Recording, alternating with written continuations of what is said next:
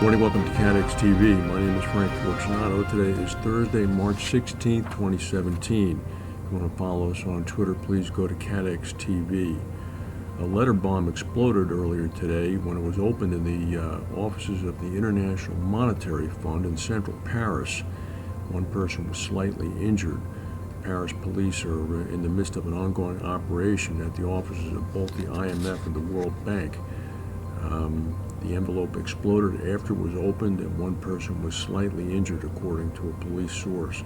The incident occurred just 6 weeks before the French presidential election, and it comes a day after a militant Greek group claimed responsibility for a parcel bomb mailed to German Finance Minister Wolfgang Schäuble.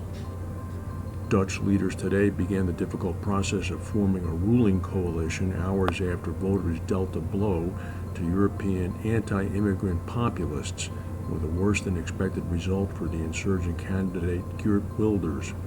Wilders, whose campaign to ban the Quran and close mosques was watched with anxiety by mainstream leaders across Europe, finished second. It was an electoral boost for him, but it was still far short of projections that once placed him as the frontrunner.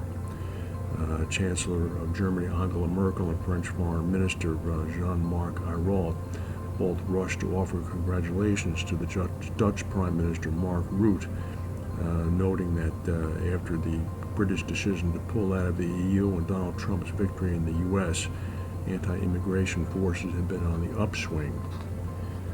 According to a Wall Street Journal report that came out earlier this week, the person at the center of last week's surprise change atop AIG was not the departing CEO Peter Hancock, it was activist investor Carl Icahn. Apparently, the 58-year-old Hancock agreed to resign as CEO after several directors met with him in private Wednesday night in his office in Manhattan. Apparently, there had been a concern about AIG's operating results and a fear that, in fact, if Mr. Hancock had been allowed to stay, it would have set up a proxy battle with Icahn. Despite the change coming atop AIG, the board remains committed to the current turnaround plans developed by Hancock and will not consider breaking up the company, as Icahn has strongly advocated. Full-year group operating profits at the Italian insurer Generali nudged up 1% to about $5.13 billion for 2016. Producing what Generali says is the best operating result in its history. The operating result was 11% more than forecasts. Earnings rose as expenses fell by 70 million euros, the first ever such decrease for the company. The carrier now expects to continue to reduce operating expenses by 200 million euros by 2018. That November 14th earthquake of 7.8 in New Zealand might eventually come in at about $3.5 billion in total losses. Thus far, about some $625 million in commercial claims have been submitted or have been sustained by New Zealand insurers.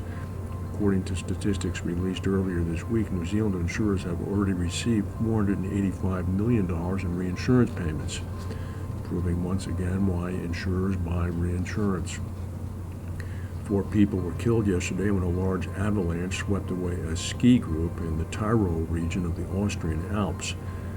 The avalanche hit at about 12:30 p.m. local time. It engulfed a group of 8 foreign tourists, but 4 managed to free themselves and seek help.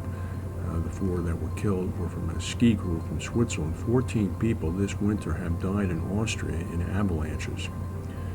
There was a dramatic rescue, apparently, earlier today in the Canary Islands of more than 100 tourists who spent the night at high altitude after a cable car malfunctioned over a volcano near Tenerife. This would be from the Tidi volcano. Details are a little bit scant. Apparently 70 people remained trapped inside the cars, while another 100 or so managed to spend the night on the summit of the mountain. They were rescued by a group of rescuers, including 4 helicopters as well as experienced hikers.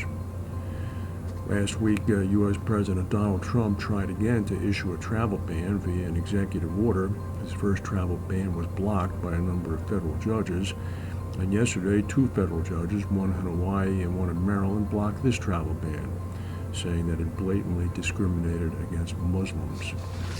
That's the news for today. If we have any breaking news, we'll come back and tell you. Thank you for watching, and we'll see you tomorrow.